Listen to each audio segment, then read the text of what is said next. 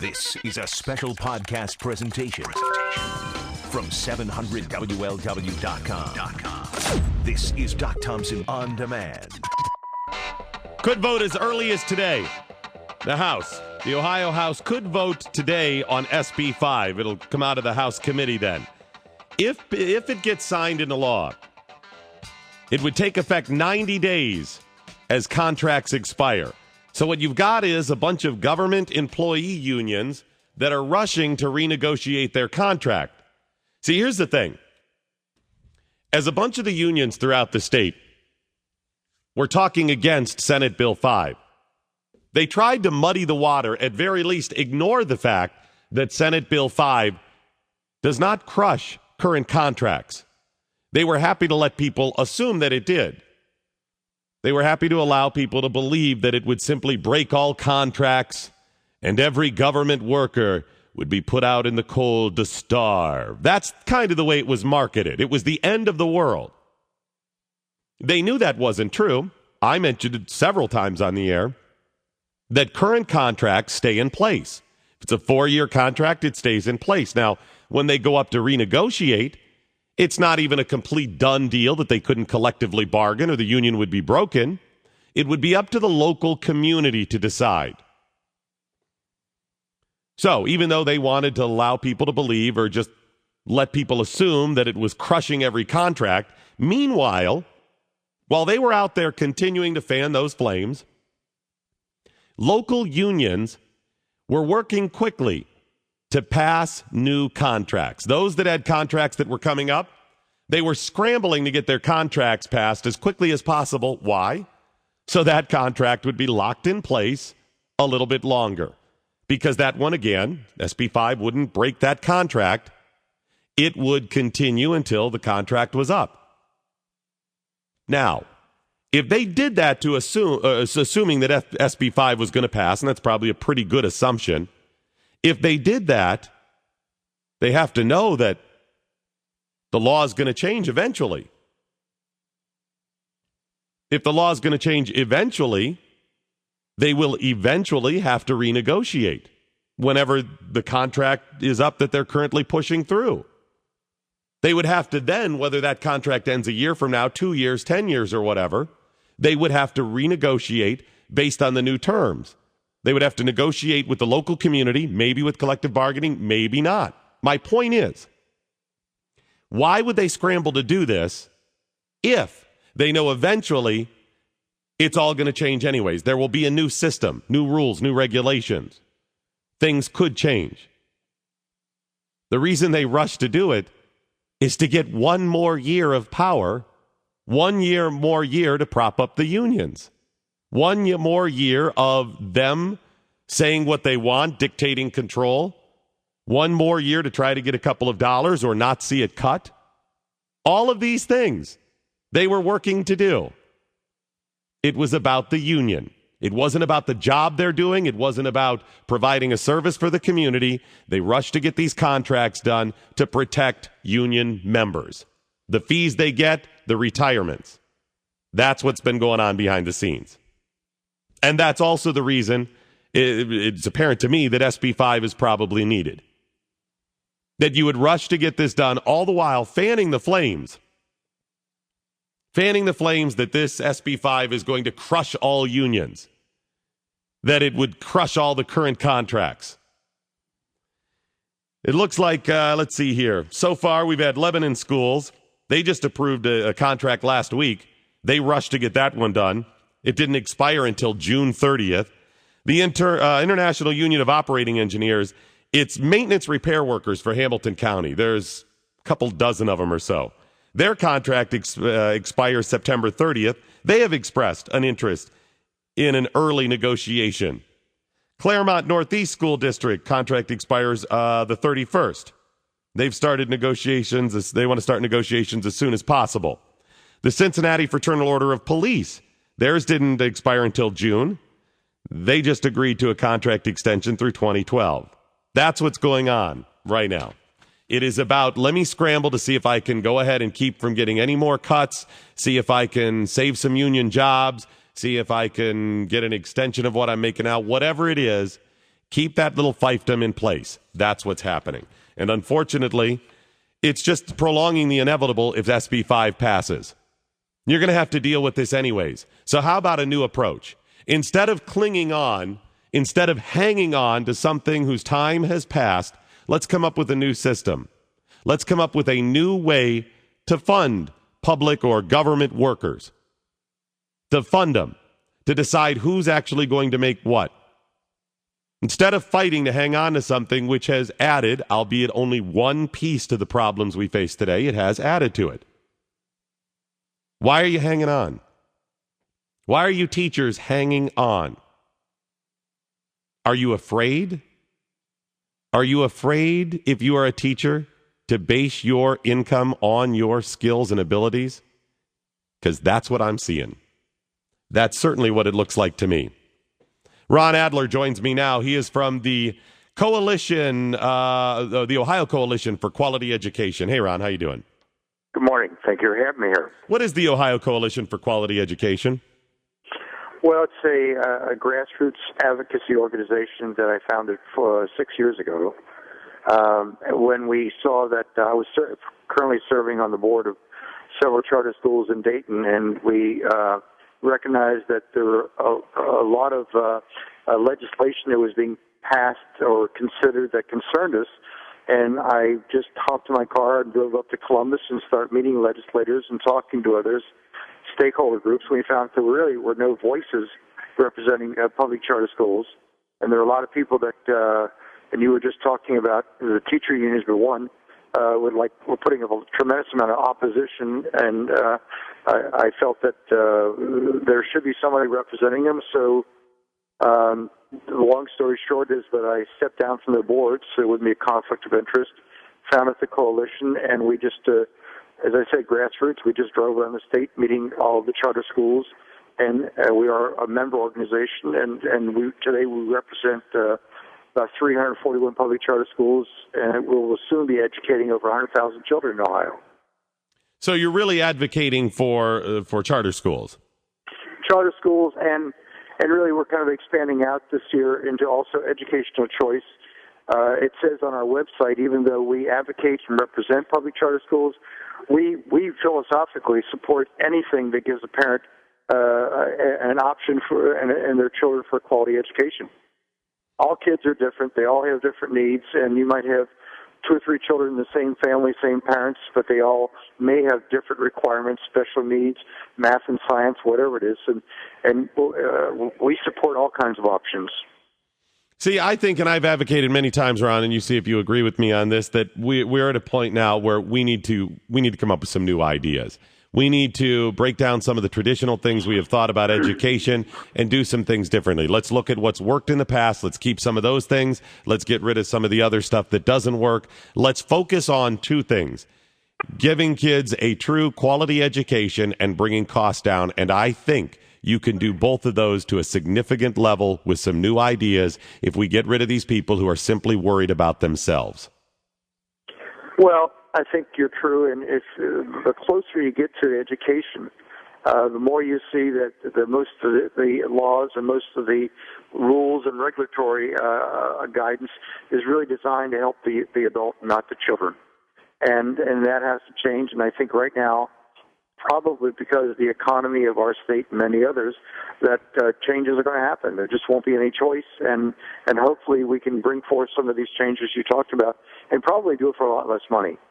Yeah, I think so. And I think the governor's budget, the proposal that he had out to increase some of the different charter programs and that, where you could go to different schools, depending upon your circumstances, I think that's a good one. But I think we need to do more of it.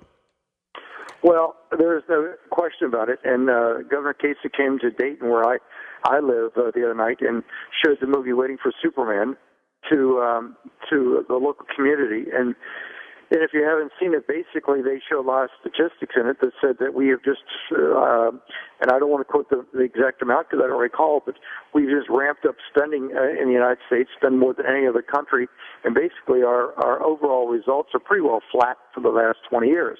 What they're trying to, I guess, state is that just pouring more and more money is not changing the equation.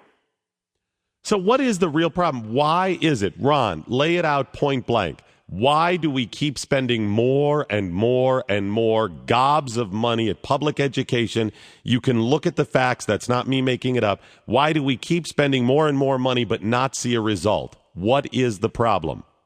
Well, I was impressed with a statement by New Jersey Governor Chris Christie recently, when basically he was talking about asking the question, when taxpayers are asked to vote for levies, where does that money go?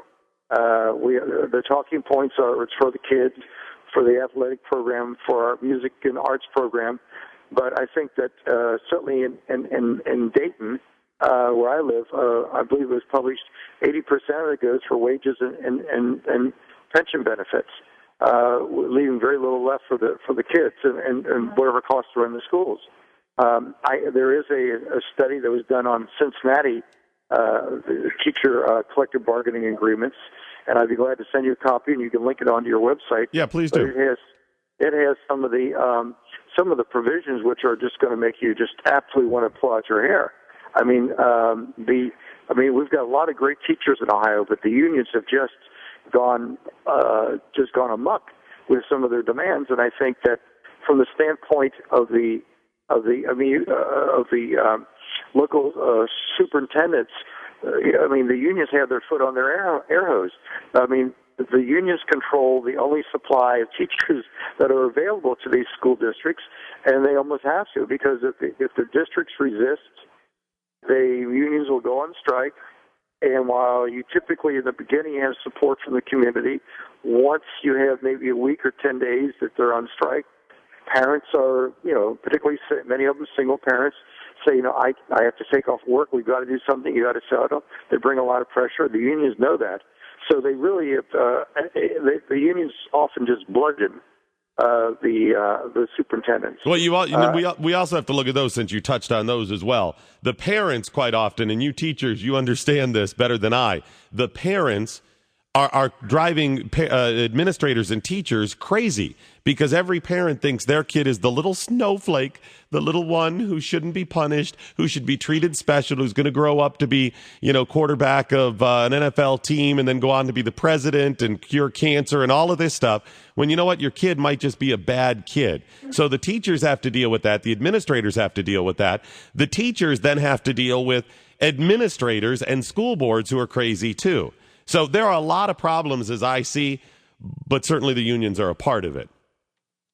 Well, they're a big part of it, and one of the things that they're about 11 years ago, almost over a decade ago, charter schools were introduced into Ohio. Now they're all across the country, and basically they're public schools.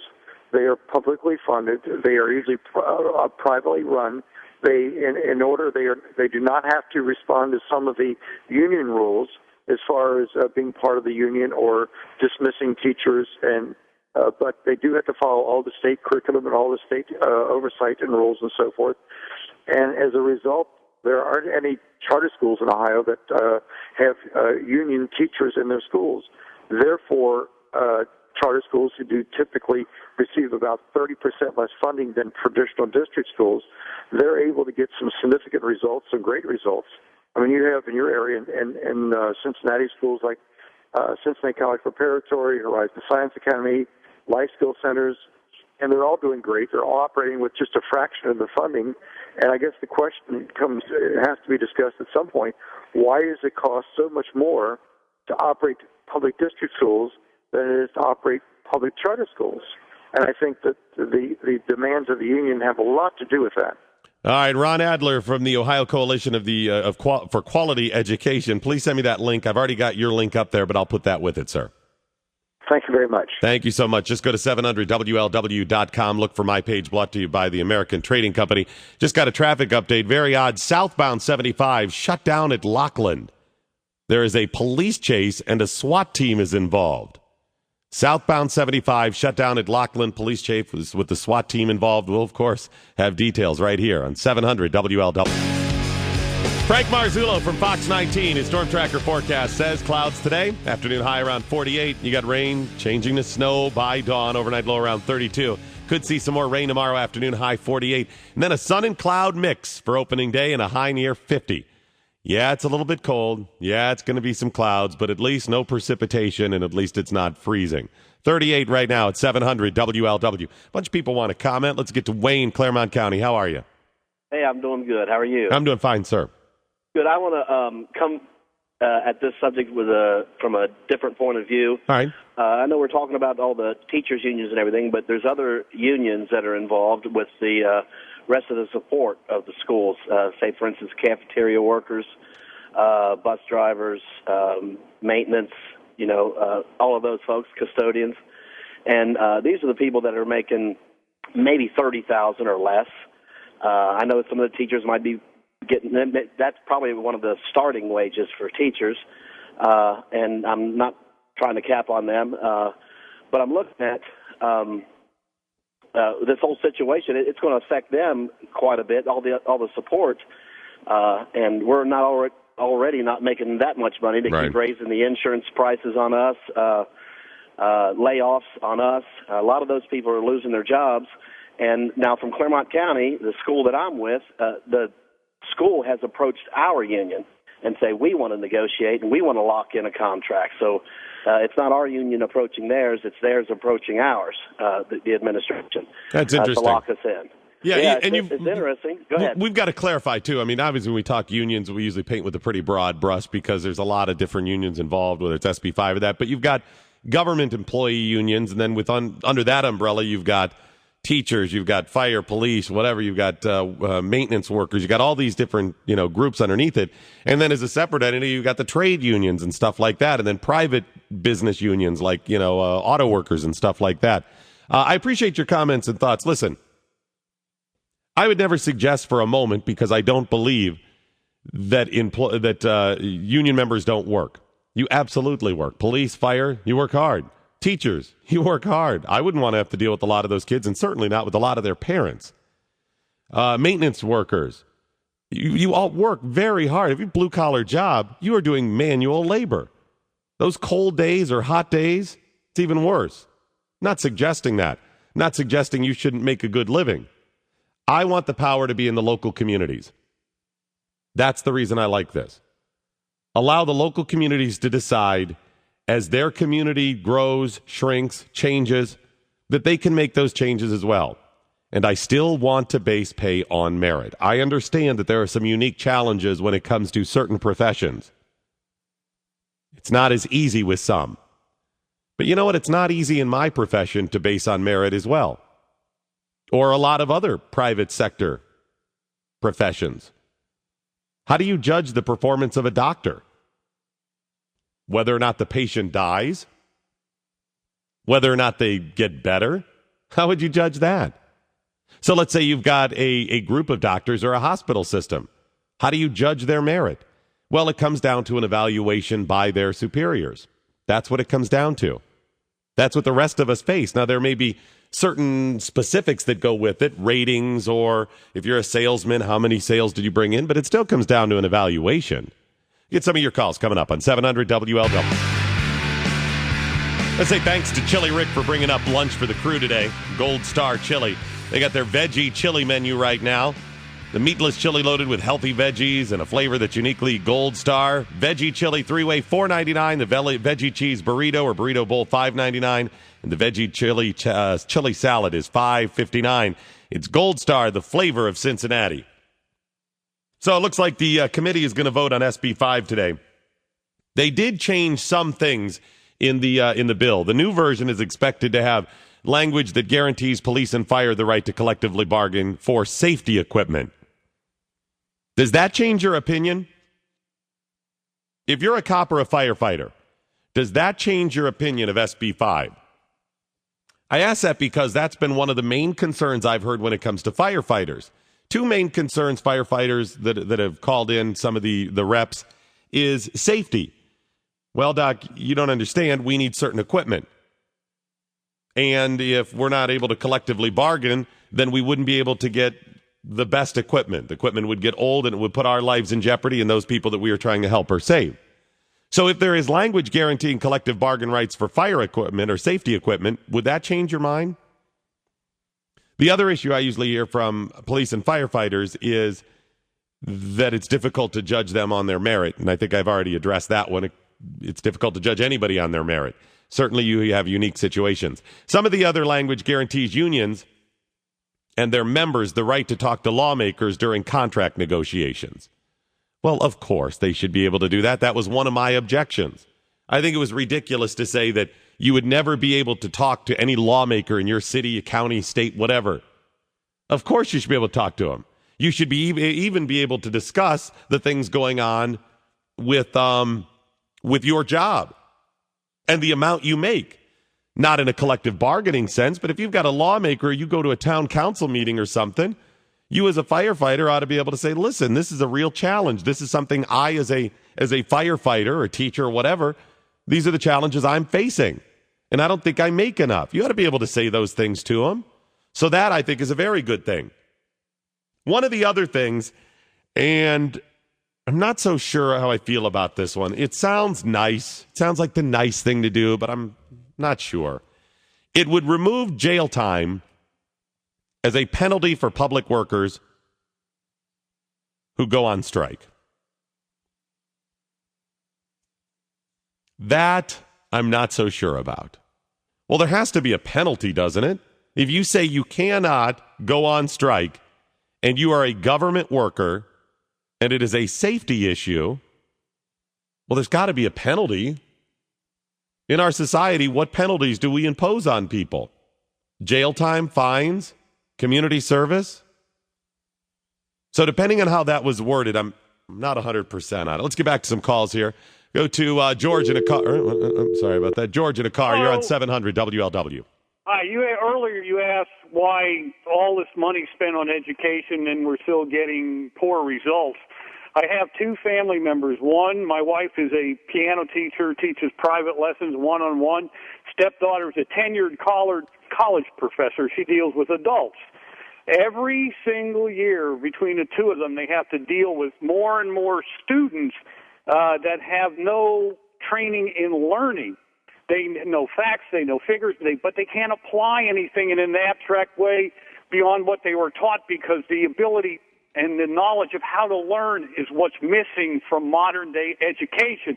And it's simply because the time to spend with parents and teachers and students, it's not practical anymore, so they try to eliminate it by infusing money instead of the time spent, and it'll never work. It can't work.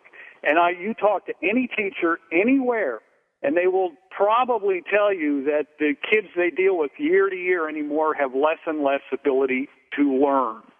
Wasn't that a failure from the early days of education or the early ages where kids go to kindergarten, first grade, second? I think it's a failure of a generalized attitude society has that the less time we spend doing things, the more we can, achieve, do, buy, whatever, and without any evaluation of what it is we're giving up. Now, you cannot teach how to learn just by telling people it's important that you learn. It's a subject in and by itself. And if you don't teach learning along with information, you'll get a generation that can pass a test, but once they pass that test, they're useless. George, I do agree that we certainly are seeing a lot of that. I'm not sure of the where the fault lies with it, but I've noticed for years we get interns in at different stations that I've worked at, and these are smart kids. They go to good schools, they get great grades. They come in, and if you say, here's the information, can you, use it? Can you? Well, yeah. If you say here's the information, can you use it, or can you figure something out? They can't do it. If you don't give them specific instructions, press this button, look for this piece of information. If anything falls outside those parameters, they are stuck. They keep coming back, going, I don't know what you. Well, what is? I don't. Let me give you an example of how wide the gap has gotten. You may or may not know that music and math go hand in hand. When my wife, she's been teaching for over 30 years, she never even thought twice about explaining music in math terms to young kids. Now she has to teach them the math before she can relate it to music. And the stepdaughter, who's a plant scientist, in a tenured situation in a college has to go back and assign tutors to students who are trying to major in the subject she teaches because they come to her expecting her to teach them things they should have learned 4 and 5 years before they got to her. And then her administration says, well, you can't just pass them, just move them along, just come on, get them in, get them out. And on both ends, from my wife to the stepdaughter who's a college professor, they want to take the time to do it the right way. My wife's end, the parents of the piano students act like it's just not right to spend the time with the kid. The teacher should do it all. On the college professors and the administrations, it's not cost effective to slow your class down and reteach things they should have learned. Just get them out, move them along, get them out. And I think that problem, you mentioned it with your intern, it's not just a book learning situation. I think it's our society in general has thrown out the knowledge of learning how to learn or teaching how to learn as not being worth the money, because you don't get anything. George, I'm telling you, some of that has to come down to the idea that the federal government is going to tell us how we learn, and if you want the money, you've just got to fall in line, states, and then the states pass on the mandates to everybody else. I think the more we can localize stuff, the better off, especially in education. Get some more calls coming up, 700 WLW. Coming up today on The Big Show with Bill Cunningham, Mike Wilson, collective bargaining reform, the Ohio Liberty Council, and the Americans for Prosperity in Ohio. That's at 106 on 700 WLW. Very, very interesting. Last night, Lakota School Board met, and they were supposed to decide and vote on the budget and what cuts they were going to handle in order to bring the budget in line. But then at the last moment, they said that they needed more time to study the $12 million cost-cutting plan or cost-saving plan. Kind of at the last minute. That strikes me as odd if they were supposed to do it. What could have happened? What changes happened that made them delay it? Why would you delay something like that if you were on track to do it? New information come to light? Did you find out that, well, guess what? We're going to get $1 million from someplace? Did you find out you're $1 million off the other way? Something's going to cost more money? Or did you fear what the people were going to say? You decided to go back and maybe alter something. I don't know. There was about 150 people there last night. They decided to delay it. I would suggest if you live in Lakota that you pack it next time and tell them where you want the cuts to happen and tell them you're not real happy. Something very interesting out of the Southwest Local School District, Harrison Township. They were supposed to come up with a plan for $2.5 million in cuts. They had a meeting last night. They say they could lay off 26 people. Here are some of the ideas they've come up with. Lay off 26 people. That would be teachers. They got about 200 of them. There would be cuts to the gifted and talented programs, possible cuts to remedial and other programs, busing reductions. They could close one of the elementary schools, eliminate high school busing, cut funds for field trips. These are all ideas that were thrown out, proposals, in the Southwest School District meeting. However, they have taken off the table requiring athletes to pay to participate. They're going to keep the sports programs in place. But possibly cut teachers, gifted programs, remedial, add busing, or reduce the amount of busing so teachers or parents, rather, would actually have to take their kids to school in some cases, close an elementary school, cut high school busing altogether, but they're going to leave the sports programs in place? Now, there were a couple people at the meeting there last night that said, hey, there was a survey in the community that said there would be the most support for requiring athletes and others to pay to participate. They've taken that off the table. Why? Isn't that a no-brainer? Shouldn't that be one of the first things you cut, sports programs and extracurricular programs? Hey, I know that sports and other programs can be good for kids. I understand that, and I know a lot of people support it. Some kids are trying to use that to get scholarships. I get all that. But when you're talking about cutting and closing schools and laying people off and cutting programs, actual programs like gifted programs and remedial and busing, you've got to prioritize, and sports and other extracurricular activities have to be first on the list. That is not the top of the line when it comes to public education. Tim, you're on 700 WLW. Hey, Doc. How's it going? How are you, sir? I'm good. Going to get a little off topic here, but prevailing wage in the construction industry, there's a law on the books. I'm not sure if it's local or federal, but if a private company, non-union company, bids work on a government job like a school, a jail, courthouse, sidewalks, whatever, they have to increase or decrease their labor costs based on the local union rate.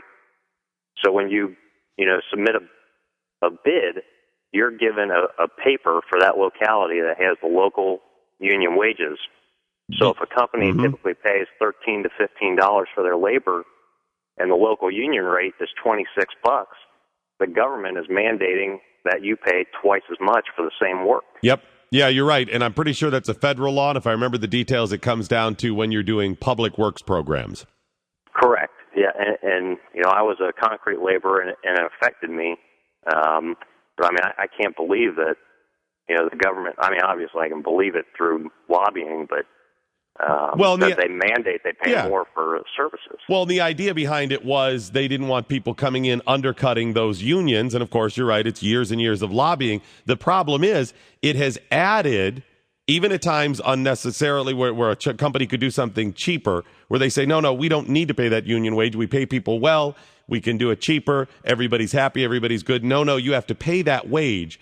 And every one of those projects then, whether it's a road or a church, or a school or a public building, any government building, any of those things, you and I, the taxpayers, pay more, even if the private company says they can come in and do it cheaper than the company that has the union labor. It just costs all of us more money. Even if that company is successful and people are happy to work at it, it just costs you and I money. More of your calls coming up on 700 WL. All right, pay to play, is that the way to go? I get an email from Tommy. He said, Doc, I've heard that pay to play in either Lakota or Mason was going to cost about $1,000 per athlete per sport. This is what was needed to cover the cost. Tom, it may be. I don't know what the figures would be, but how can you justify having the sports programs when you're going to cut these other things? So I leave it to you. If your school district is proposing cuts and they haven't cut the athletic programs, don't you think that should be first on the list? Not just athletic programs, but any of the extracurriculars that requires money from the district. Shouldn't those things be cut first? Or am I wrong? Would you rather see busing reductions? Would you rather see teachers laid off or cuts to talented, gifted or talented programs, remedial programs, funding for school field trips? Which of these should be cut first? I say you make it pay per play. What is the core? What is at the center of what we're trying to do? Educate kids. Yes, you can get an education by playing sports and music and everything else. But what is the core? What is the basics? The basics are reading, arithmetic, history, those core subjects. Shouldn't those be the focus? 513-749-7800, the big one, or pound 700 AT&T. Your calls coming up. And at about 11:18, the comfort food diet cookbook. Seems contradictory, doesn't it? We'll talk about it at 11:18 on 700 WLW, the home of the Reds.